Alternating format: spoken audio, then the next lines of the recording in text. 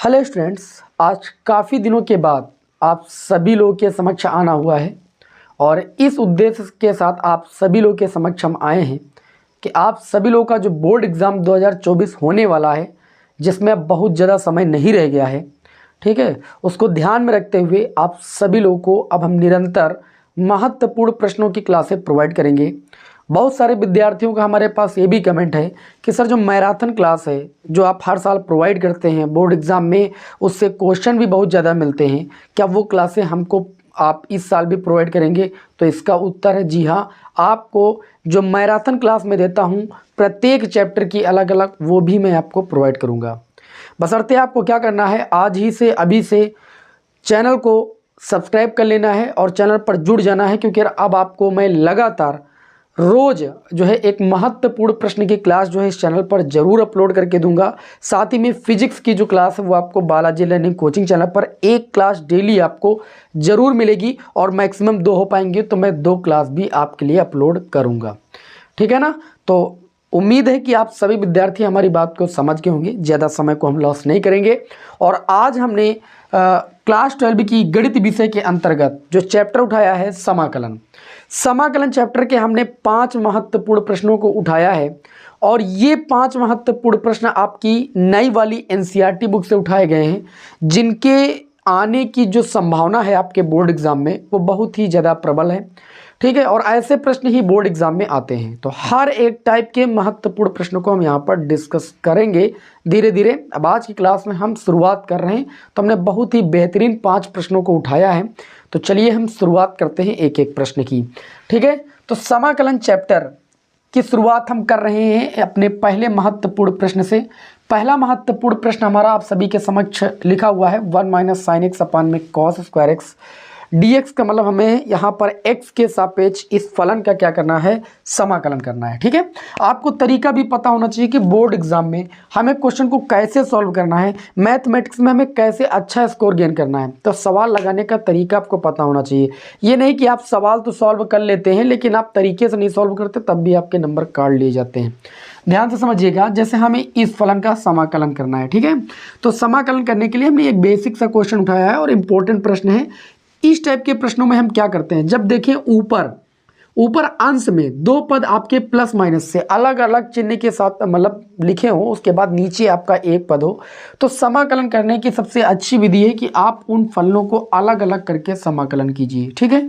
जैसे यहाँ पर हम बात करें तो इसको 1 / cos स्क्वायर x dx को अलग कर लेंगे, फिर माइनस लगा है, और sin x अपान cos स्क्वायर x dx को अलग कर लेंगे। जब भी आपको ऐसा फलन मिले कि अंश में जो पद है वो प्लस माइनस से लिखे हुए हैं और हर में केवल एक पद है, तो उनको अलग अलग करके आप हमेशा समाकलन कीजिएगा, कंफ्यूजन बिल्कुल भी क्रिएट नहीं कीजिएगा। हाँ, यही चीज़ अगर नीचे होती तो आप प्रमेयकरण के बारे में सोचेंगे। किसके बारे में सोचेंगे भाई? प्रमेयकरण के बारे में सोचेंगे, ठीक है। तो यहाँ पर देखिए समाकलन जब करेंगे तो 1 / cos स्क्वायर x को हम कितना लिख सकते हैं भाई? आप सभी लोग कहोगे sec स्क्वायर x लिखा जा सकता है, ठीक है। और यहाँ पर अगर देखें तो यहाँ पर भी बात नहीं बन रही है, तो हम क्या करेंगे, sin x / cos x ले लेंगे और फिर 1 / cos x अलग कर देंगे, क्योंकि नीचे हमारा cos स्क्वायर x है, ठीक है। तो sin x बटे इसमें से एक cos x ले लेंगे, तो sin बटे cos होता है tan x, और फिर बचेगा आपका 1 / cos x। 1 / cos x को हम लिख सकते हैं sec x, ठीक। और sin x बटे cos x को कितना लिख सकते हैं भाई? tan x। और ये आपका हो गया dx। हमने इसको ऐसा बनाया ये कि समाकलन के जो फार्मूले पढ़े हैं उसी में ये ढल जाए, ठीक। अब यहाँ पर देखिए sec स्क्वायर x का सभी लोग समाकलन जानते हो tan x होता है। sec x × tan x का समाकलन कितना होता है? तो आप कहोगे sec x होता है, और प्लस अचर पद c जोड़ देंगे और ये हमारे इस क्वेश्चन का आंसर हो जाएगा।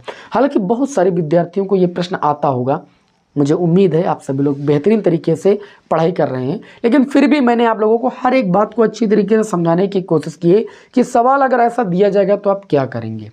समझ में आई बात? चलिए, ये आज की क्लास का हमारा पहला प्रश्न था और हमने अपना अगला जो प्रश्न चुना है वो देखिए, ये आपके सामने मैं दिखा रहा हूँ, नई वाली एनसीईआरटी बुक है और इसी से प्रश्न मैं चुन के आप सभी लोगों को बताऊंगा जिनके आने की संभावना प्रबल है आपके बोर्ड एग्जाम में। तो चलिए भाई, हम शुरुआत करते हैं आज के क्वेश्चन नंबर 2 की। इसे हम भाई रफ कर देते हैं। क्वेश्चन नंबर 2 आपकी स्क्रीन पर आ रहा है, सभी विद्यार्थी क्वेश्चन नंबर 2 को देखेंगे। क्वेश्चन नंबर 2 में ये कहा जा रहा है कि एफ एक्स बराबर 4x³ माइनस 6। देखिए ये आपका उदाहरण का प्रश्न मैंने उठाया है और बहुत ही इंपॉर्टेंट प्रश्न है, बहुत ही प्यारा प्रश्न है। बहुत सारे विद्यार्थी गलती करते हैं। एफ एक्स बराबर आपको दिया गया है 4x³ माइनस 6 द्वारा परिभाषित फलन f, यानी यहाँ पर जो फलन दिया गया है इस फलन का आपको क्या करना है, प्रति अवकलज ज्ञात करना है। समाकलन को हम दूसरी भाषा में प्रति अवकलज कहते हैं, ठीक है। और इन्होंने कहा है कि जो प्रति अवकलज होगा उसे आप किससे लिखोगे, कैपिटल F से लिखोगे, ठीक है। अब जैसे हमको यहाँ पर इस स्मॉल एफ एक्स का क्या करना भाई, जो फलन दिया गया इसका प्रति अवकलज जब ज्ञात करेंगे तो ये स्मॉल एफ एक्स बदल जाएगा कैपिटल एफ एक्स में, ठीक है, क्योंकि उन्होंने कहा प्रति अवकलज कैपिटल एफ ज्ञात कीजिए, इसका मतलब कैपिटल एफ एक्स आपको ज्ञात करना है। उसके बाद इन्होंने एक कंडीशन भी दे रखी है कि जो कैपिटल एफ जीरो की वैल्यू है, ठीक है, आपको यहाँ पर ये दिया गया है कि जो कैपिटल एफ जीरो की वैल्यू है वो आपकी 3 के बराबर है, ठीक है ना। तो देखिए इस टाइप के क्वेश्चन में आपको कंफ्यूज बिल्कुल नहीं होना। क्या करना है, सबसे पहले ध्यान से समझिए, जो क्वेश्चन दिया गया इसका प्रति अवकलज ज्ञात करने का मतलब इसका समाकलन करना है, ठीक है।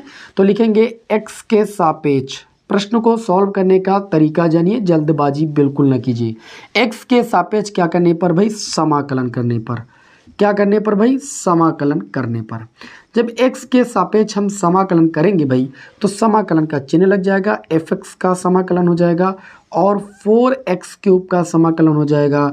और चाहे तो एक ही में पहले लिख लेते हैं, x के सापेक्ष समाकलन कर रहे हैं। अब fx का समाकलन करेंगे तो कैपिटल fx हो जाएगा और यहाँ पर 4x³ का अलग करेंगे, 4 आपका बाहर हो जाएगा, अचर पद हमेशा बाहर होता है समाकलन अवकलन से। x³ का x के रिस्पेक्ट में समाकलन हो जाएगा, माइनस लगाएंगे, 6 अचर पद है और ये आपका dx हो जाएगा। इतनी तो बेसिक बात आप सभी को समझ में आ रही होगी।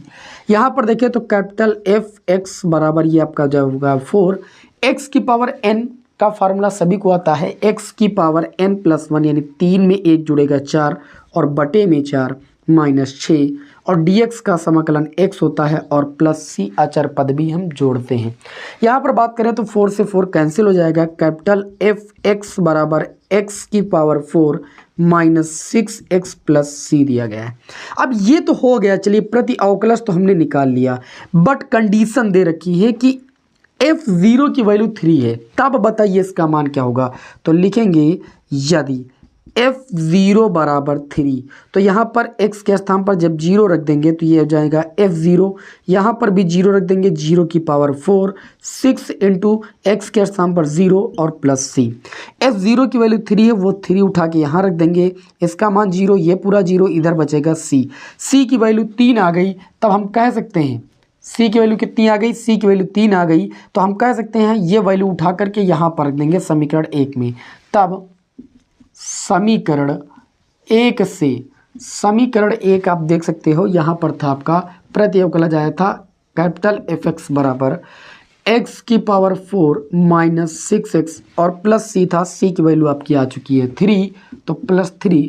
इस तरीके से fx का मैंने कैपिटल fx की वैल्यू निकाल ली, मतलब जो fx फलन था उसका प्रति अवकलज ज्ञात कर लिया, ठीक है। ये क्वेश्चन ऐसे हैं जो आपको बोर्ड एग्जाम में कंफ्यूज कर देते हैं कि करना क्या है, इसलिए मैंने इस क्वेश्चन को यहाँ पर सिलेक्ट किया था और उम्मीद है कि ये प्रश्न आप सभी को बेहतर लगा होगा, अच्छा लगा होगा, ठीक है। और जिन विद्यार्थियों को क्लास पसंद आ रही है भी क्लास को लाइक कर दें। आज काफ़ी दिनों के बाद आप सभी लोग के लिए मैं क्लास ले रहा हूँ, ठीक है। तो कहीं पर कोई त्रुटि होगी तो उसके लिए मैं क्षमा चाहूँगा। फिलहाल मुझे उम्मीद है कि आप सभी को बेहतर क्लास पसंद आ रही होगी। आगे बात करेंगे आज के तीसरे महत्वपूर्ण प्रश्न की, क्योंकि टोटल मैंने 5 ही महत्वपूर्ण प्रश्न उठाए हैं जो कि ज़बरदस्त हैं और शुरुआत यानी बेसिक लेवल से मैंने प्रश्न उठाए हैं जो आपके बोर्ड एग्जाम के लिए महत्वपूर्ण हैं। जो अगला क्वेश्चन होगा आज की क्लास का, अगला क्वेश्चन है क्वेश्चन नंबर 3। क्वेश्चन नंबर 3 देखिए, ये ऐसा क्वेश्चन है, इसमें आपको क्या करना, समाकलन करना है। आई बराबर आपको फलन दिया गया है, मैं आपके समक्ष नोट कर रहा हूँ, बहुत ध्यान से दीजिएगा, मेरी भी किसी भी क्वेश्चन को हल्के में मत लीजिएगा भाई, ठीक है। tan की पावर 4 रूट एक्स और इनटू में सेक स्क्वायर रूट एक्स और अपान में आपको दिया गया है रूट एक्स। हमें क्या करना है, इस फलन का विथ रिस्पेक्ट टू एक्स मतलब क्या करना भाई, समाकलन करना है। बहुत ध्यान से देखिए, ये मैंने प्रश्न क्यों उठाया आपके समक्ष, क्योंकि ये प्रश्न जो है प्रतिस्थापन द्वारा समाकलन का क्वेश्चन है और इसमें आपको जो वैल्यू प्रतिस्थापित करनी वो एक बार नहीं बल्कि 2 बार करना है। तो विद्यार्थी कंफ्यूज रहते हैं, एक बार प्रतिस्थापन करने में उन्हें कोई समस्या नहीं होती है, लेकिन जहां दूसरी बार प्रतिस्थापन करना होता है तो उनकी लैंग्वेज की ऐसा मतलब बर्बादी हो जाती है कि क्वेश्चन का आता पता नहीं रह जाता किस तरीके से उसे लगाना है। तो मैं वो तुमको तरीका यहाँ पर सिखाने जा रहा हूँ, ध्यान से सीखिएगा, ठीक है। समाकलन के क्वेश्चन को लगाने के लिए समाकलन के फार्मूलों का आना बहुत जरूरी है। जिसको फार्मूले आते हैं उसको कोई दिक्कत नहीं। जैसे यहाँ पर हमें इस फलन का समाकलन करना है तो आप सभी विद्यार्थी जानते हैं कि हम जानते हैं कि अगर रूट एक्स, यहाँ पर अगर देखिएगा थोड़ा सा आप दिमाग लगाओगे, अगर रूट एक्स को हम कितना मान ले भाई टी, प्रतिस्थापन द्वारा समाकलन में क्या होता है, किसी फलन को हम टी के बराबर मानते हैं और उसका हमें क्या मिल जाए, उसका हमें अवकल गुणांक उसी फलन में उपस्थित मिल जाए, हम ऐसा ही तो सोचते हैं। तो अगर हम रूट एक्स को टी मानेंगे तो रूट एक्स का अवकलन सभी विद्यार्थी जानते हैं कितना होता है, 1/2 रूट एक्स होता है और ये हो जाएगा dx बराबर dt। ऐसा क्यों होता है, रूट एक्स का जब अवकलन करेंगे 1/2 रूट एक्स होगा, ठीक है, और t का x के सापेक्ष अवकलन करेंगे तो dt/dx होगा और इधर वाला dx आ जाता है इधर गुणे में। इतनी बात समझ में कि नहीं। अब हमें क्या फलन में उपस्थित मिल रहा है उसको रोक लेंगे, हमें 1/√x dx मिल रहा है और 2 को उधर पक्षांतर कर देंगे 2 dt हो जाएगा।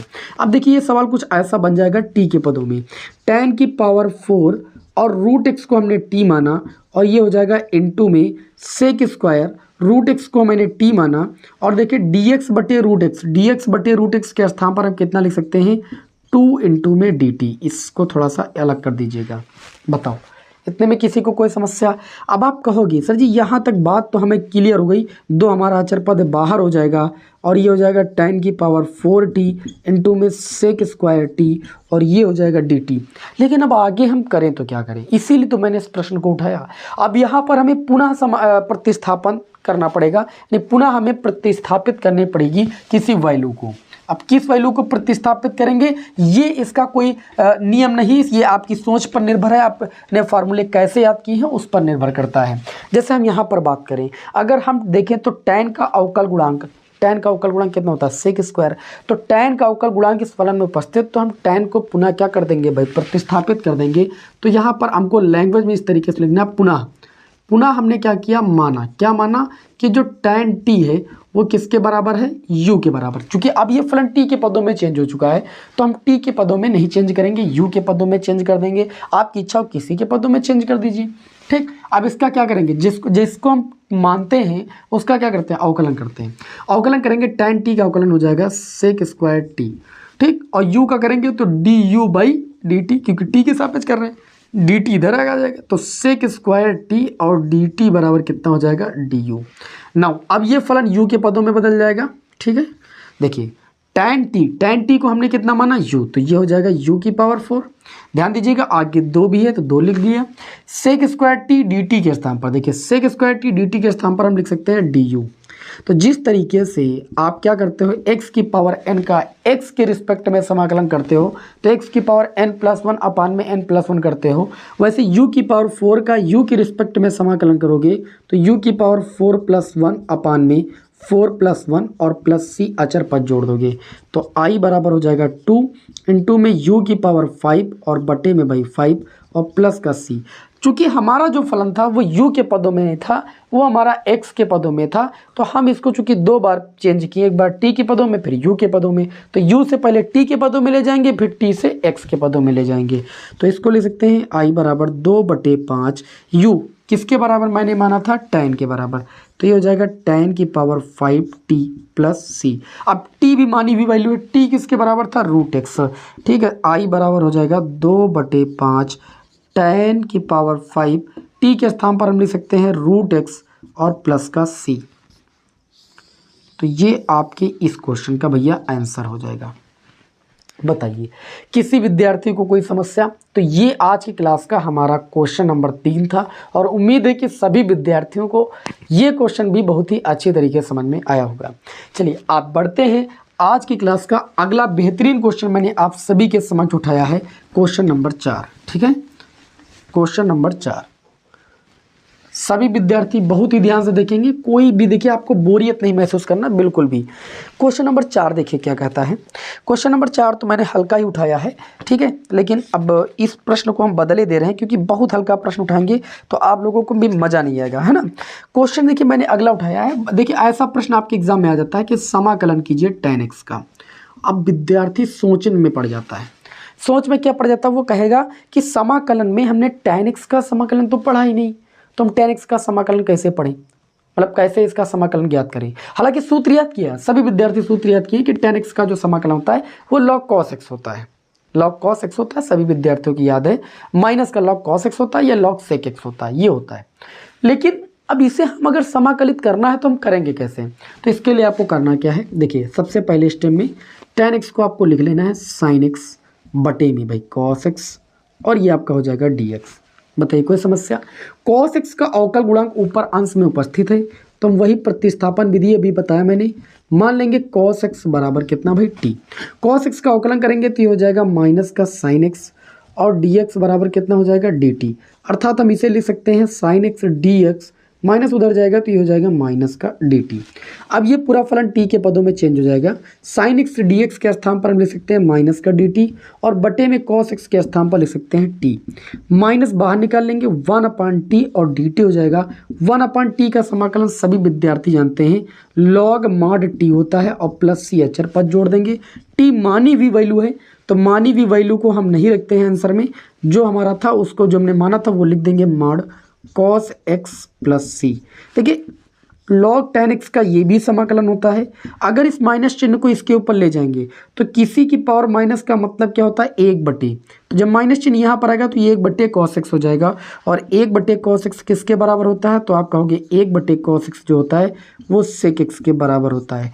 तो चाहे आप log sec x लिखिए और चाहे माइनस log cos x लिखिए, बात सेम है। उम्मीद है कि ये प्रश्न भी आपको अच्छी तरीके से समझ में आया होगा। आज के क्लास का हमारा अगला बेहतरीन प्रश्न मैंने आप सभी के समझ उठाया है, और इसमें भी आप सभी को महा कन्फ्यूजन हो जाती है, इसलिए मैंने इस प्रश्न को उठाया है। ये जो श्रृंखला मैं आप सभी लोगों के लिए मैंने स्टार्ट की है, ये आपके बोर्ड एग्जाम में बहुत ही कारगर सिद्ध होगी, इसलिए आप किसी भी क्लास को बिल्कुल नहीं कीजिएगा। क्वेश्चन नंबर 5 को देखते हैं। हमें यहाँ पर कहा जा रहा है कि इंटीग्रेशन ज्ञात कीजिए cosec x dx का। बहुत सारे विद्यार्थी, देखो आप लोगों ने cosec x into cot x का समाकलन पढ़ा है, पढ़ा cosec x का भी है, आपने cosec x का भी पढ़ा है, लेकिन आप इसे समाकलित कैसे करेंगे, मतलब ये एक तरीके से सूत्र का निगमन है। ऐसे सवालों का निगमन करने के लिए देखिएगा, चाहे अगर मैं cosec x का कर रहा हूँ तो आप घर पर अभी अपने मन से sec x का करेंगे, और अगर आपको आता है तो बहुत अच्छी बात है। कैसे करना, देखिए इस टाइप के सवालों में आपको करना क्या है, देखिए यहाँ पर cosec x है, ठीक, तो इसमें आपको करना क्या पड़ेगा, इसमें आपको cosec x plus cot x से गुणा करना पड़ेगा, और cosec x plus cot x से भाग करना पड़ेगा। ऐसा करना क्यों पड़ेगा, ये भी आपको सोचना है, ऐसा नहीं कि रट्ट मान लेना है बस, सोचना इसलिए। देखिए यहाँ पर अगर यहाँ पर हम देखें तो ऊपर केवल cosec x है, और यहाँ पर देखिए अगर नीचे, अगर ध्यान दीजिएगा, अगर यहाँ पर हम देखें तो ऊपर cosec x है, तो cosec x का सिंगल समाकलन करना आसान नहीं है। हम क्या करेंगे, यहाँ पर सोचेंगे कि अगर हम cosec x plus cot x का हम क्या करेंगे, अवकलन करेंगे, तो हमें मिलेगा cosec स्क्वायर x, ठीक, क्योंकि cosec x का समाकलन क्या होता है, cosec x into cot x, और cot x का असम माइनस का होगा क्योंकि c है ना, तो cosec x का जो अवकलन होगा वो आपका माइनस का cosec x into cot x होगा, और cot x का जो अवकलन होगा वो माइनस का आपका कितना हो जाएगा, cosec स्क्वायर x। तो ये चीज़ आ जाएगी ऊपर बन करके, आप इस चीज़ को यहाँ पर ध्यान दीजिए। अगर यहाँ पर अभी देखिएगा, अगर हम माने, ध्यान दीजिएगा थोड़ा सा, ऐसा समझ में नहीं आएगा, cosec x plus cot x बराबर t, ये मान के चलते हैं, इसको थोड़ा रफ कर देते हैं, ठीक है, मान के चलते हैं। तो देखिए जब अवकलन करेंगे तो ये हो जाएगा माइनस का cosec x इंटू में cot x, किसका अवकलन, cosec x का, और cot x का अवकलन कितना हो जाएगा, माइनस का cosec स्क्वायर x, और t का जब करेंगे तो dt बाई कितना हो जाएगा, dx हो जाएगा। अब आगे ध्यान दीजिएगा, इन दोनों में माइनस का हम cosec x कॉमन ले सकते हैं, तो ये माइनस cosec x कॉमन लेंगे तो प्लस का cot x बचेगा, और प्लस का कितना बचेगा भाई, cosec x बचेगा, dx इधर ले आएंगे और उधर आपका केवल dt बच जाएगा। मान रहे हो ये बात कि नहीं मान रहा हूँ। अब देखिएगा ध्यान से, हमें ऊपर ये चीज़ चाहिए था, कॉसेक एक्स ब्रैकेट में cosec x plus cot x d x बराबर आप उसके स्थान पर लिख सकते हो डी टी माइनस उधर लेकर चले जाइए, इसको ऐसे भी लिख सकते हो cosec x cot x plus का कॉसेक एक्स डी एक्स बराबर माइनस का डी टी। अब ये सवाल ऐसे बन जाएगा आई बराबर, देखिए इसके स्थान पर हम माइनस का डी टी लिख सकते हैं और नीचे वाले के स्थान पर हम टी लिख सकते हैं। माइनस चिन्ह बाहर करेंगे 1/t और डी टी, 1/t का टी की रिस्पेक्ट में क्या हो जाएगा भाई, समाकलन हो जाएगा। टी के रिस्पेक्ट में क्या हो जाएगा भाई, समाकलन हो जाएगा। तो ये आपका हो जाएगा आई बराबर, ध्यान दीजिएगा माइनस 1/t का समाकलन कितना होता है, तो आपका हो गया लॉग मॉड टी होता है प्लस सी। आई बराबर माइनस लॉग टी के स्थान पर वैल्यू पुट कर देंगे, टी माना था cosec x plus cot x का, कोई समस्या। अब हम माइनस चिन्ह जब ले जाएंगे तो माइनस चिन्ह किसी की पावर -1 का मतलब होता है उसको बटे में ले जाइए, पावर आपकी धनात्मक हो जाएगी। इसको ऐसे लिख सकते हैं 1 बटे, बहुत ध्यान से देखिएगा, 1 बटे cosec x plus cot x, ठीक, और प्लस सी। ये माइनस जब जाएगा तो ये बटे में आ जाएगा 1 बटे, ठीक है, जिससे पावर आपकी क्या है, देखिए पावर -1 का मतलब क्या होता है 1 बटे वो चीज़, ठीक है। अब यहाँ पर क्या करेंगे, हम थोड़ा सा परमेयकरण कर देंगे, तो लॉग ये आपका ऊपर देखिए जब परमेयकरण करेंगे cosec x plus cot x का, तो ऊपर आपका हो जाएगा, क्या हो जाएगा भाई, इतना तो नीचे हो ही जाएगा, परमेयकरण करने पर ऊपर हो जाएगा cosec x minus cot x और नीचे आपका हो जाएगा कॉसेक स्क्वायर एक्स माइनस का कॉट स्क्वायर एक्स। परमेयकरण देखिए cosec x plus cot x है तो परमेयकरण होगा आपका cosec x minus cot x से, तो जब गुणा करोगे ऊपर नीचे तो नीचे cosec square x minus cot square x हो जाएगा, ए प्लस बी एक ब्रैकेट में माइनस बी एक ब्रैकेट में, और ऊपर आपका cosec x minus cot x होगा।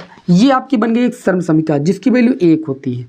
तो आई बराबर आपका आ गया, क्या आ गया आपका, लॉग मॉड के अंदर cosec x minus cot x और प्लस सी। तो इस तरीके से इसका ये समाकलन हुआ। इस प्रश्न को बहुत ध्यान से समझना है और इसको तैयार करना है, और मैं आपको वर्क दे रहा हूँ, आप इसी तरीके से समाकलन कीजिएगा सेक एक्स डी एक्स का। आज की क्लास में मैंने बहुत ही सिलेक्टेड प्रश्नों को उठाया था और पहली क्लास थी, और उम्मीद है कि आप सभी को बेहतरीन तरीके से समझ में आएगी। नेक्स्ट क्लास में आगे के महत्वपूर्ण प्रश्न के साथ आपको मिलते हैं। जय हिंद, वंदे मातरम।